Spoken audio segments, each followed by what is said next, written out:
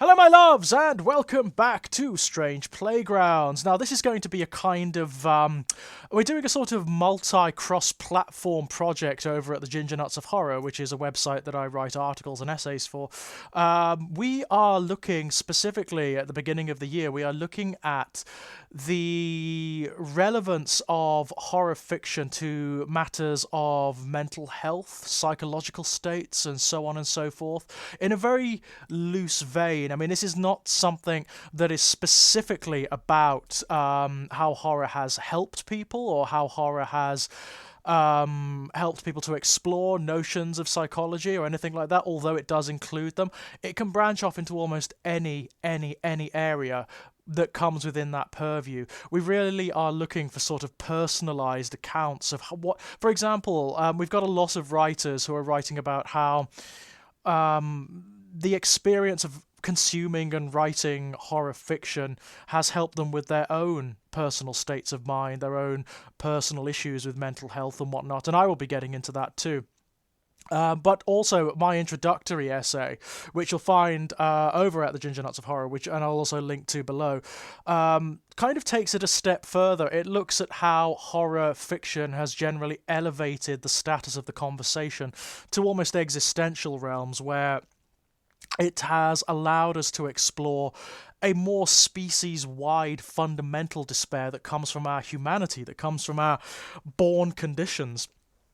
And of course, if you look back at canonized books such as Frankenstein, such as The Strange Case of Dr. Jekyll and Mr. Hyde, that is exactly what they explore. It's almost like an unspoken but core theme of those books. And I find that fascinating. But really, what I wanted to talk about in this video is something that came up when I was in conversation with Laura Marrow, on one of our previous videos. Laura spoke a little bit about her penchant for magical thinking, her proclivity for magical thinking. And magical thinking is a really interesting term. It incorporates quite a lot. It's quite a complex notion. What magical thinking generally means is that you are prone to perceiving patterns where there are none. It's what gives rise to things like superstition, to notions of luck and bad luck, and stuff like that. It's where we see rhythms and patterns because that's our nature. We sort of impose rhythms and patterns on reality, and we start taking them very seriously. We start to see poetry in creation and intention and agenda where there isn't one. There actually isn't one. It's actually us imposing those patterns onto reality. And the reason I want to talk about it is because I am so phenomenally prone to it. It's unbelievable. The degree to which my mind takes perception and turns it into poetry is phenomenal. I will see, whenever I go out just for a walk, and I will see patterns and significance everywhere. And my brain tries to interpret them as though they are significant, as though they are omens or prophecies, or as though it's some unspoken thing trying to communicate with me. And I know that's not true. Let me get that straight. Intellectually, I know that isn't true. I know that it's actually a malfunction of my mind that is doing that. But it makes the experience of reality really interesting, because it makes reality into poetry. It makes reality into mythology, for better or worse. It makes it into a narrative experience, which is where, of course, meta-narratives and mythology ultimately derive from. It's not something that's unique to me or to anyone. It is something we all do to a certain degree. But I think there are those of us who are more prone to it, whether due to some neurological malfunction or because the way our minds have formed owing to our inputs and influence and experience, or a combination of all those factors and more for that matter. It's hard to say. It's hard to unpick the processes and influences that crafted the shape and process of your own mind. Arguably impossible, as we've discussed before. But magical thinking is one I have real issues with. It's so easy for me to see significance where there is none, to see influence and agenda where there isn't any, in the world, in creation, in reality. It's like interpreting a painting in many respects. It's very peculiar. Married to that is pareidolia, an incredible malfunction that makes everything seem as though it is symbolic. It makes it seem as though it is it's something beyond the physical. It's something beyond what it is. So I look at things like trees, for example, and see faces and see creatures and see entities of all sorts of shape and stripe that ultimately a lot of them find their ways into my stories. A lot of the monsters, a lot of the creatures that occur in my stories derive from that experience, seeing a tree somewhere that's in a very peculiar shape, and my mind interprets it as having weird sort of multiple heads and extrusions and whatnot. It happens all the time. And again, this is not unique to me. It's not unique to anyone. We all suffer from pareidolia. It's the faces in the fire symptom. We are pattern-seeking entities, and we are biologically determined to see the shapes of certain things. So things like entities, creatures, faces is the big one. We see faces in everything, in wallpaper, in the shapes of cracks in the ceiling and that kind of thing, because that's what we are. That's the way the evolutionary forces that shaped us have shaped us. It's how we create these demon-haunted worlds that we operate in. For me, it's neither a negative nor a positive thing. It could so easily be negative. It could so easily become a matter of belief. It could so easily become a matter by which I am manipulated by the likes of the recently passed Derek Akora, for example. I'm going to mourn him, not over much. By which we could be manipulated by those who know that we do this, who recognize the patterns and use them for their own benefit. But I find it fascinating. I find it really interesting. My imagination's always on overdrive. It's always very, very, very, very, very active, for better or for worse. It did result in a profound bout of insomnia from about the ages of 13 right up until the ages of about 29. Really significant insomnia, because I've never been able to turn my brain off. Ever. My imagination just goes full pelt all the time. It's always throwing up weirdness and strangeness. Imagery in particular, it's a very visual imagination, as most of you who've read my work will realize. It's very visual, very elaborate, and very tangible. What it throws up is very tangible, to the point whereby sometimes if I'm in a particular state of mind, it projects, it sort of imposes itself on reality, and I can sometimes see things that aren't there. That happens quite frequently. And it's a good example of how in any other state or time and under any other circumstances, I would be a very different individual. I would be someone who believes in the demon-haunted world. I would be someone who believes the demons that my imagination throws up, the spectres, the ghosts, the strangeness. I just don't. Because I know they're not there. I know that a tree is a tree. I know that the patterns of leaves on the floor, it's just a pattern. It's just the leaves. It can be random. But to me, it's often faces, figures, forms. They're often animated. They're often moving. And I quite like it. I've got to say, I've learned to quite enjoy it. It's something I will cultivate at times. If I'm in a quiet space on my own, I will cultivate it. So I will sit and stare at cracks in the ceiling, at patterns in the wallpaper, and try to make them into different things, and it happens quite easily. But I know that it can be very problematic for those for whom it's more profound, I do have a friend who suffers from schizophrenia, and she describes the most awful things. She describes things that transform the world around her and that make it a place of absolute horror.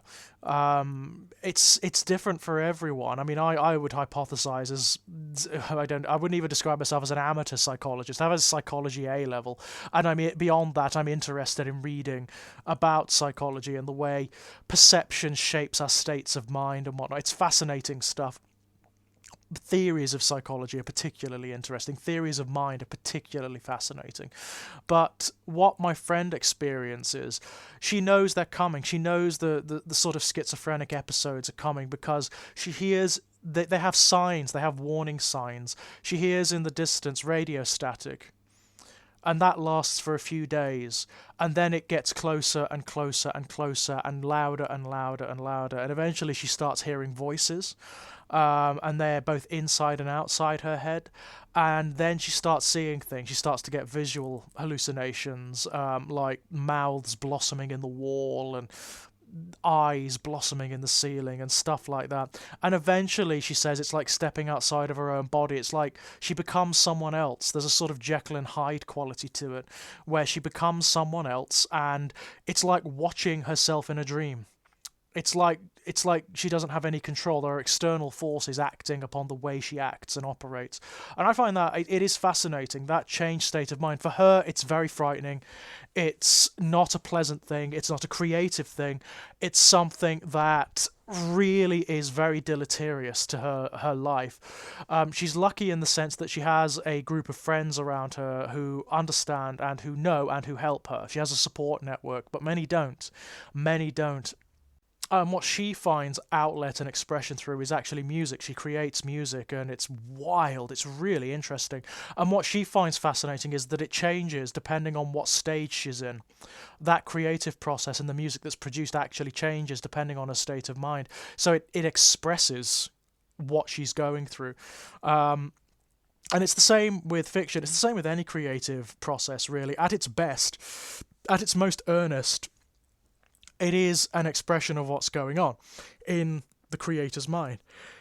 Pardon me. And in the creator's sense of self. It is very much an expression of that. And that's when I like it the best. That's when I like creative media, because it's earnest, because it's real, because it's expressing something real. Horror specifically is very interesting because it is tailor-made. It is tailor-made to express what other forms of fiction and creative media will not or cannot by dint of their restrictions and natures. It is designed to rake the subconscious, basically, and to kind of rip it open, to pry it open, and allow you, not just the creator, but the consumer, to experience what they otherwise won't allow themselves, or even what culture denies. That's what I find so fascinating about horror media at its best. It allows us to explore what we otherwise will not, via metaphor, via an abstract arena where there is no quantifiable harm going to come to us or judgment for experiencing it. And I think that is absolutely essential for our mental health. I really do. What it is, at its best, is free therapy. That's what horror is. It allows us to confront the things that we otherwise wouldn't in ourselves, that we would deny, that we would sublimate, and which would then express themselves in much more negative and neurotic ways, and which often do. I mean, people are always surprised about me when they first meet me, because I'm kind of, when I'm in a social situation, I'm kind of bubbly. I like to chat. I like to talk, you know. I'm kind of gregarious, and I will chat and I will talk, and I'm quite happy. They're often very surprised when they realize that there is this darkness on another facet, that there is this obsession with the really disturbing, the really down and dirty, disturbing stuff, the sublimated stuff that we otherwise deny. And my argument is, well, yes, maybe the reason I am this way is because I do engage with this stuff. I know for a fact, I've had my experiences with mental health. That's what have we all. It doesn't make me particularly special. Everyone has their experiences with mental health at one time or another. I used to have, I say I used to have, it's an ongoing condition, but profound depression. I lost most of my 20s to profound depression. Social anxiety like you wouldn't believe. It was to the point whereby I'd have panic attacks. Just doing stupid things like going and getting on the bus or walking to university. It's just fucking stupid. Ridiculous, you know, and intellectually knew that it was ridiculous, but there's nothing you can do about it because it's unreasonable, you know. By its nature, it's unreasonable. So finding yourself sitting on the bus, going to university or whatever, having a panic attack for no reason. It's absolutely ridiculous. But that's what used to happen. And social anxiety is still a thing. It's nowhere near as profound as it was. It's nowhere near as profound, but I can still sometimes feel it coming back. Suicidalism was a big one for me for when I was quite a lot younger. Suicidal thoughts and tendencies were very, very significant in my head. Since I distinctly remember being about 8 years old and thinking about death and thinking about what a release it would be, which is not a normal thing. Obviously, it's not a normal thing. But that contemplation of morbidity, that sort of thanatic quality, again feeds into my work. It's allowed me an expression. That's what I find happens through my writing. It allows me expression of what's going on, and it has a sort of exorcism quality to it. And it happens as well through the consumption of other people's work. When their work is earnest, when it is trying to engage with this sort of thing, it really does have this cathartic effect where it expresses something that overlaps with your experience, and it allows you a way of sort of purging it, of sort of fulfilling it. It's really fascinating. But yeah, the more profound, like suicidal tendencies, I don't have anymore. I wouldn't say that I won't in the future, but they were very profound at one time. And again, it's like the panic attacks, it's like the social anxiety. There's no reason for them. There's no reason for them, so there's no reasoning your way out of them. They are neurotic by their very nature. They don't derive from external circumstance. Your life could be going great to any observer, and you could still be experiencing these suicidal tendencies. And it's a weird thing because what I found was that it seems so rational when you're in the midst of it. It seems so logical.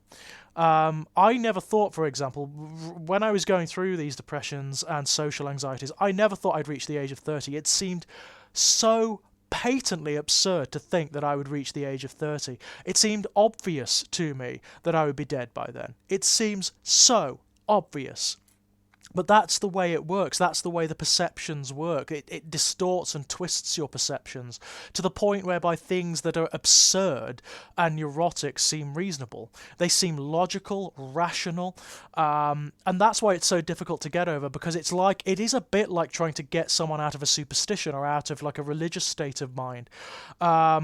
Or out of a false set of assumptions, because that's exactly what it is.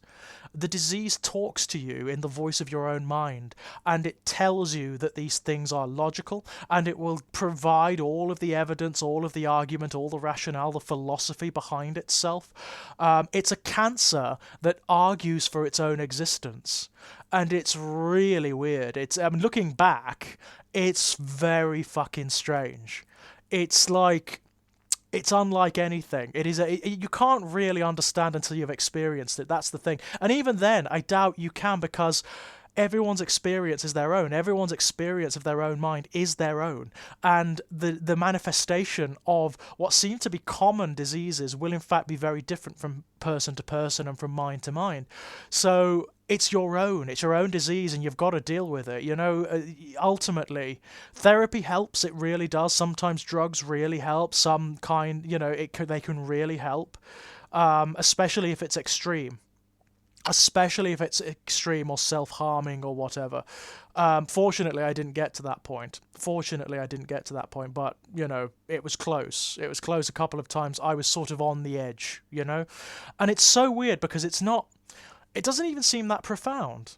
That's the weirdness of it. When there's something in your head telling you that death would be good and death would be a relief, and wouldn't it be wonderful if you could just sort of not be in this nightmare of your own skull every fucking day? What a weary bore it is to have to get up and to be conscious. It seems banal. It seems like, yeah, this is when I came close. When I came close to it, I remember the state of mind wasn't like this profound despair.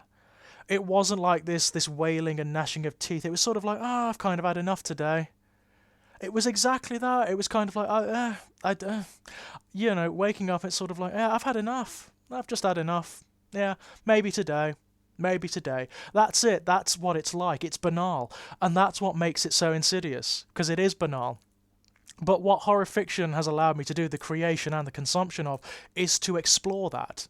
It's allowed me to explore that where general conversation doesn't allow you to, where in many instances even therapy doesn't allow you to, because it's so restricted and so contained and so prescribed.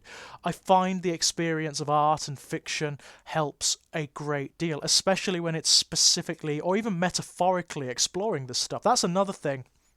A lot of horror fiction does this even when it doesn't know it's doing it. It does it in a metaphorical way and in a sublimated way. Even if the writer doesn't intend it, it's often happening. You will get these abstract explorations of states of mind that are dark and extreme and profound. And it's well worth engaging with for that reason, for that reason and more. I mean, for my money, it does apply a slightly utilitarian element to it, which I don't particularly like. I mean, the best reason to engage with this stuff is because it's there. It's its own argument. It doesn't need any wider utilitarian sort of justification. But insofar as it has relevance to states of mind, and one can only speak personally, obviously, in this matter. That's the thing. Because every state of mind is its own thing, its own phenomena, I would argue. One can only speak for oneself and hope that there is some overlap in experience. That's the only thing one can do.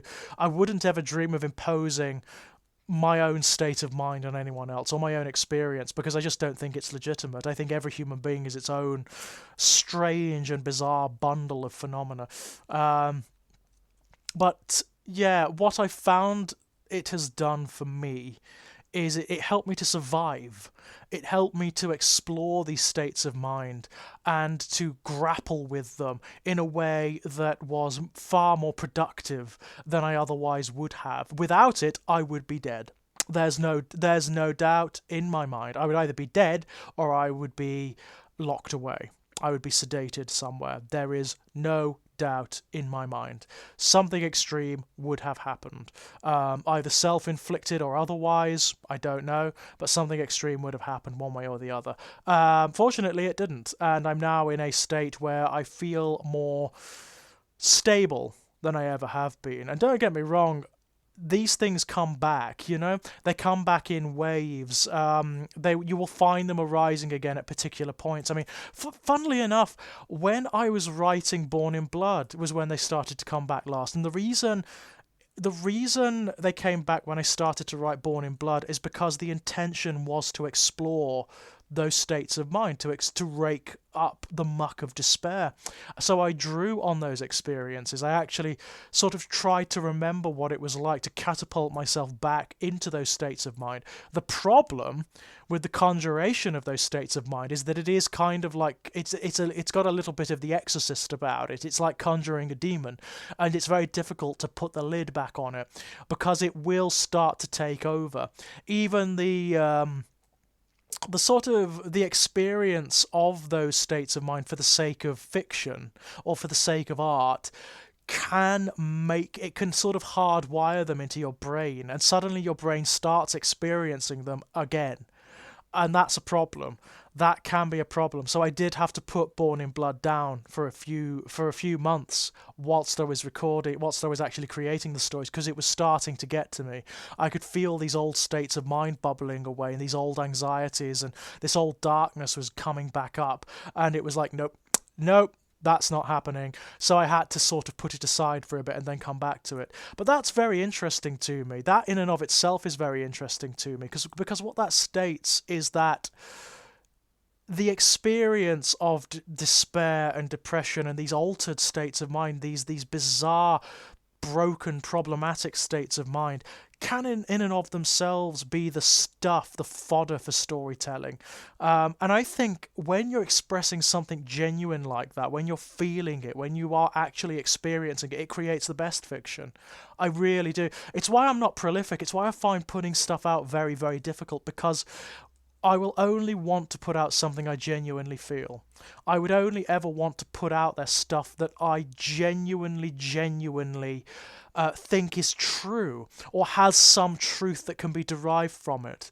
I wouldn't ever want to put something out there just for the sake of having it out. That's just not the way I work. It's just not the way I work at all. I want it to be real.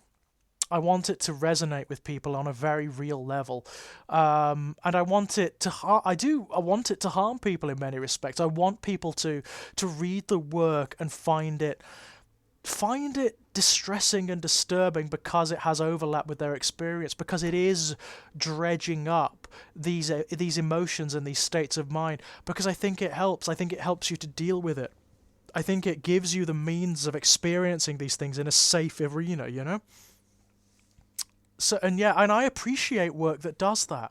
I appreciate work that is slightly aggressive and unpleasant towards its audience.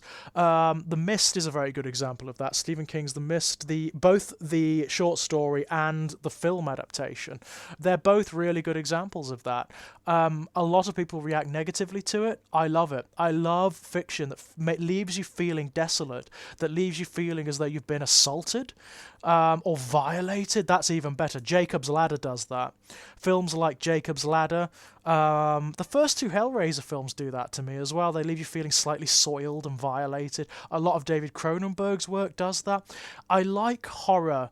For me, I like horror that's going further, that's going deeper, that doesn't just want to evoke distress or dread or fright or whatever, but which uses those states to put you in a vulnerable state of mind, to put you in an amenable state of mind, where you can be pushed, you can be driven to deeper realms. I like that a lot. It's a rare thing. There aren't that many horror writers that do it, which is a real shame, but those that do, and those that do it well, I just can't get enough of, because I find genuine catharsis in it. I find it like a therapy session or a series of therapy sessions. It helps when it's earnest. It helps when it's real. And it helps me to deal with these bizarre states of mind that I find myself in, the magical thinking, the which I know is false, the proclivity to see pattern everywhere, the pareidolia, seeing creatures and monsters everywhere, which are not there. They are absolutely not real. They are products and projections of my own imagination. And also the deeper, darker depressions, the suicidal tendencies, and the anxieties. It helps us to experience them, to see how others deal with them. A lot of the time in horror fiction, you are dealing with damaged characters anyway, and I like that too. You're dealing with characters who are experiencing their own peculiar forms of damage, and that is something I always appreciate. A lot of the really prominent women writers do that now in horror, like Laura Marrow, like Georgina Bruce, like Priya Sharma. They really go for this stuff, as do a lot of the male writers do too, but not to the same degree. It seems to me, not to the same degree. You often get these really damaged, broken, slightly neurotic characters, which I adore. I find absolutely amazing. Those are the characters I want to read about. Those are the characters I want to experience. I want the people whose lives are falling apart. I want the people who are experiencing difficulty and damage in their worlds. That just does it for me. Again, because it has overlap with my own experience. It has overlap with my own state of life and being. And like all forms of expression, it helps. It has the effect of helping me to survive and to exorcise this incredible pit of demons that's in my head. And all I can sincerely hope, is that my own work does something similar for those who read it, and I hope it does. I really hope it does. There will be more of these, ladies and gents. They're going to be kind of rambling, they're going to be kind of disjointed, but I will link to the essays in every video. There's a link below to the essay I've currently written. If you would like me to discuss anything else in these matters, if you'd like me to broach a particular subject, please let me know. Until then, my dears, bye-bye!